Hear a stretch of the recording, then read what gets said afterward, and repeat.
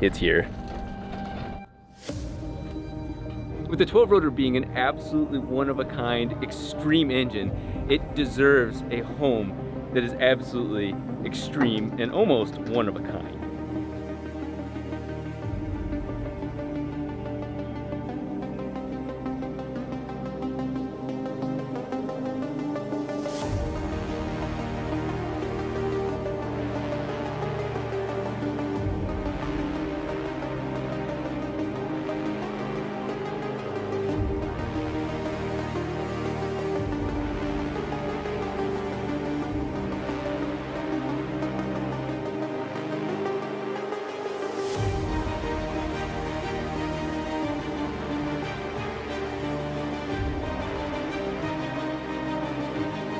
So why is this now the longest, by far, vehicle that I own? Well, we need every bit of that length. That's been the story of my life. Now, you can tell there's no engine. We actually had an engine when we went to look at it for sale. We didn't want that engine because we have that. We needed this. So this is basically almost the second top tier of what you can get for a drag vehicle. So I mean, the fastest cars in the world are the top fuel dragster. This is one level below them, and it is still a 6.1 second quarter-mile rated chassis. Now we might have to do a lot of work to it to make it go even faster, because 6.1 isn't exactly enough for what we're trying to do here. Now, this thing is old. It's actually very reminiscent of the Indy car, where it's been mothballed, it's been set outside.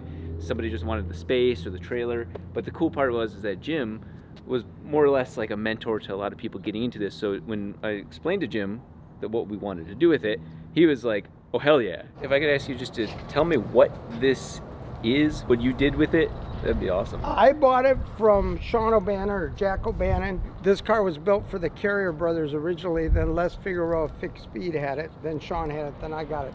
It's a 260-inch wheelbase, Spitzer chassis, triple slip tube, carbon fiber interior, chrome moly frame, and that rear end in there is an old Crispin 9.5. In its day, this was the bad dude, you know? Yeah. But I'd say this car's probably a 2005, but it's been setting for the last probably 7 years. It got used for a while pretty heavy, and then not too much after that. What sort of speeds did you run? Well, what we ran was called Super Comp, so we had to go 890.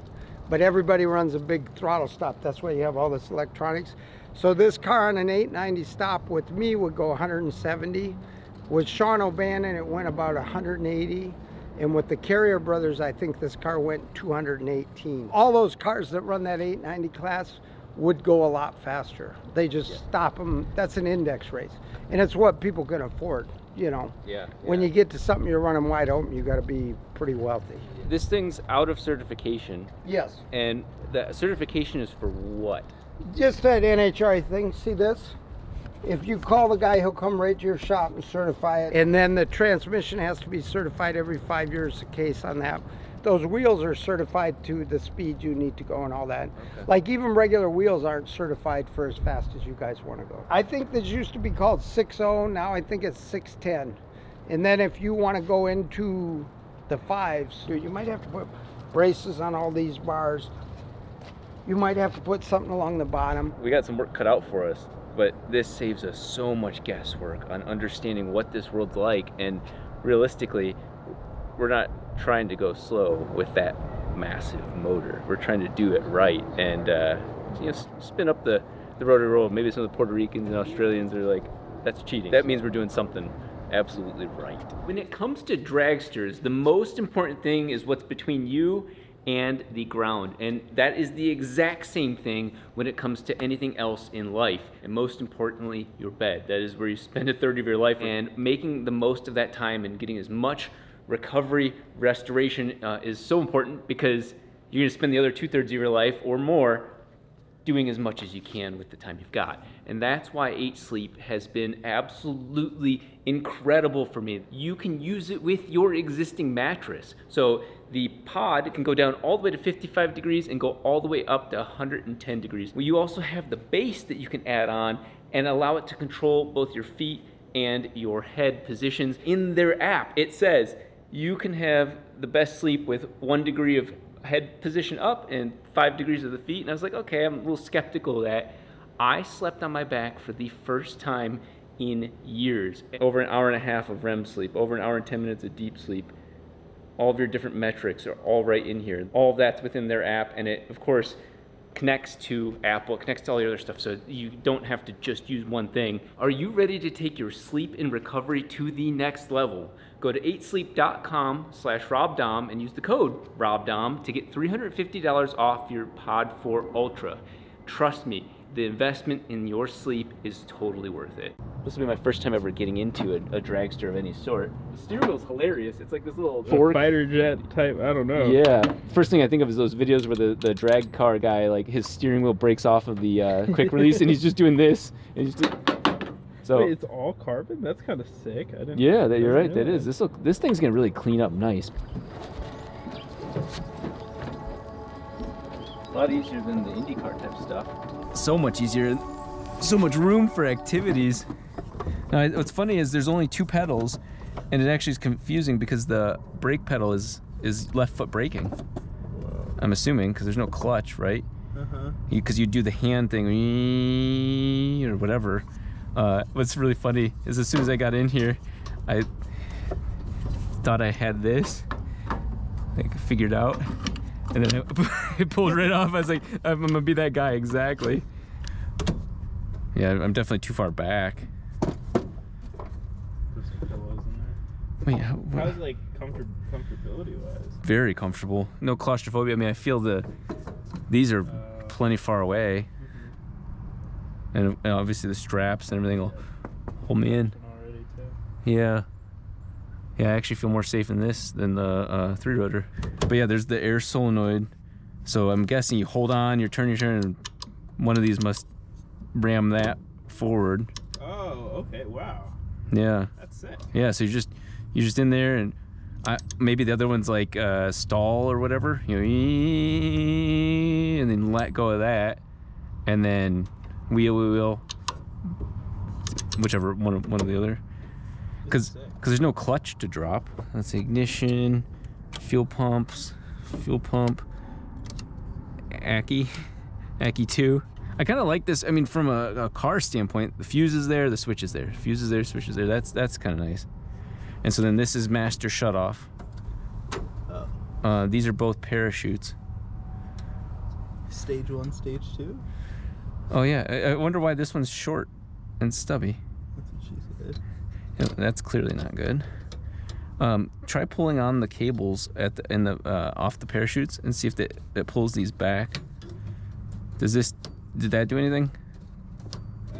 Yeah. Oh yeah, that one's actuated. When I move this one, which direction is hidden? Right now it is exposed. So then I'd have to move it forward, and that hides it. Yeah. So that means that's how the parachute activates, is pushing forward.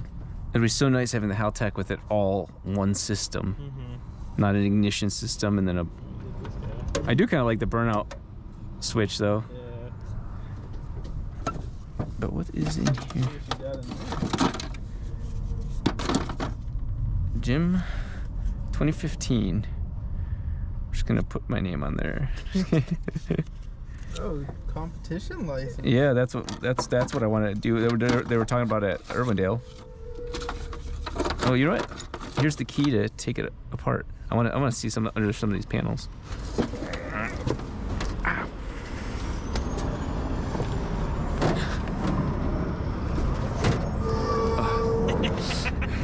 Not easy. The slickness.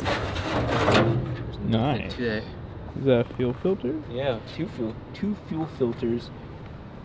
Oh, he was actually not a mechanical pump. Oh. Whoa. A spring to hold the body panels. The steering goes through the tank. Do you see that? Yeah. That's hidden inside. Okay. Oh my god. Oh, there's a bar though, so it's There's not like actually. Yeah, it's in a tube inside of it, but it's in there. But there's the return line, which makes sense. But holy shit, that is hilarious. The steering goes through it. Just restoring this whole thing seems like a ASMR dream. That's the weight that he was talking about. Just lead. That's pure lead. Oh no way. I wonder why you're like, oh, you know what? Let's add another 6. I wonder what tells you that. Yeah, okay. The wheelie. Yeah, the wheelie. And then he said there's a radiator, might as well. Those are light because they're magnesium. I wonder if that's enough to prevent. That could be enough to. The 12 rotor could be idling. And probably. There's some rats in here. Yeah. There's a brake cylinder, and this so it goes backwards. So there's brakes on the rear. Technically, they look inboard. Huh. I gotta say, we got a pretty good deal on this thing. Yeah, we did. This is a lot of stuff for the money. The problem is, it's not worth that much to many people, but it's perfect for us. It's absolutely perfect for us. But Tyson blew my mind. The motor's being held up by the, partially by the bell housing. Like, okay, that's cool. That makes sense. It's crazy that it's bolted in, but it's actually resting on there. But that's actually not the engine mount. And this isn't a radiator hose. It could be. This is one of 2 or one of 4 engine mounts. And so you can see they half moon a piece, probably have something from that, but there's enough sticking out that they then put this over both of them and collapse them together. So the weight of the engine is, obviously pushing down on this, and when it accelerates, the mass of the engine going backwards is being held back by these. You think that engine mounts need to be massive for a street car, yes, but when it comes to like race cars and stuff like that, they only have to do certain things. Or you're transmitting torque from here to here, not here to here. And there's not much to it. The engine, this isn't even the transmission. That's torque converter place. And then the transmission's this little baby thing right there. There's just not much to the car, which means it's really easy to dial in because you're not juggling tons of things. The most complex thing is the engine that's going to be going into it. This is a deadlift attempt, and it's got all of the weights to prevent the wheelie, as much as it needed. We're going to use the legs, not the back. Oh, okay. That's good for leg day. Yeah, that's everything day. I think I pulled a testicle. With this being such a long-ass, simple vehicle, I want to get it naked. I like getting everything naked. And I want to see exactly what this looks like, because I've been calling it a ladder with wheels, and I have a feeling that's exactly what it looks like when we take all the body panels off.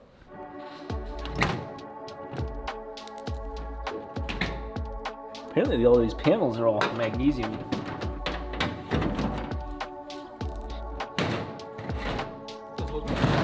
I'm glad you backed up for that one.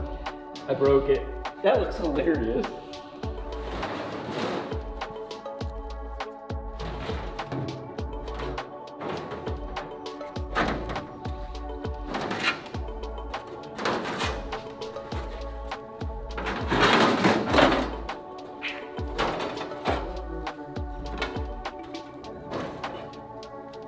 This is hilarious. Look at that rat shit. I told you. One thing I realized is we're going to have the oil system up here. Man, this looks like almost like it's something that could split the chassis. Oh, that was welded on there. Yeah. No discredit to Switzer, whatever their name is, but Spitzer, relative to track cars and all that sort of stuff. This is simple. Obviously, it's got to do really well, but there's no suspension. It barely has to turn. It just has to go straight. Man, that thing's really wobbling on the tires, or is it? That's hilarious. So right here, I noticed it's actually putting like the brake line through the tube chassis. That's pretty wild. It's actually kind of funny because really, maybe an oil cooler, the dry sump tank for sure. We'll have to get something like that fits short, because we're not gonna be able to fit it back there. So we have to figure that one out too. But we got a lot of work cut out for us. But what we're gonna do first, before we do all that, is clean this thing up.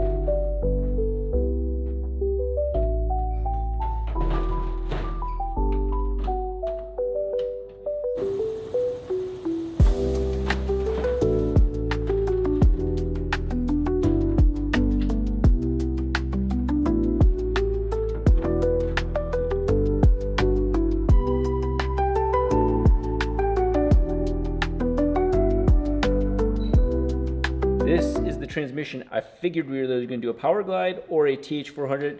And the funny part about that is I don't know shit about any of this. I've never built an automatic vehicle. Never built a DCT vehicle. So all I've got experience with is manual. I think the magic of making the 12 rotor behave is hidden inside of this torque converter. Look at how small this is compared to the engine that is torturing it. This will literally bolt in right to here. And this plate kind of simulates exactly what happens in the Dragster, that the Dragster will have a plate that the engine will mount or sit onto the chassis. This thing's so serviceable. I want to do this on like the other cars. There's heim joints on the chassis, and then these are just T-handle, push pin little things, and so they're not coming back out. But that's how the drivetrain is held to the back, and there is no U-joint, there is no slip yoke. I guess technically this slips the slightest bit. This goes straight into the diff. This is like fitting a sofa through a door frame. I wasn't expecting to use this one, to be honest. And quite frankly, if somebody has better, more modern, more powerful transmission options, please let me know, because again, I'm just using what we've got, not working from experience. I know, it's so tiny. You still have a little bit of a gap, but I'm not going to go much further, but I do want to see engine transmission. That is hilariously horribly weird ratio of engine to transmission size. That already was really small. Does not look like it should work. We got a lot of work cut out for us to get this in here, but to stay within this class, this is a 260-inch long chassis. We can go up to 300. So that's an extra 40 inches of length. And I've always wanted to add length. So being able to add that much is kind of a dream come true.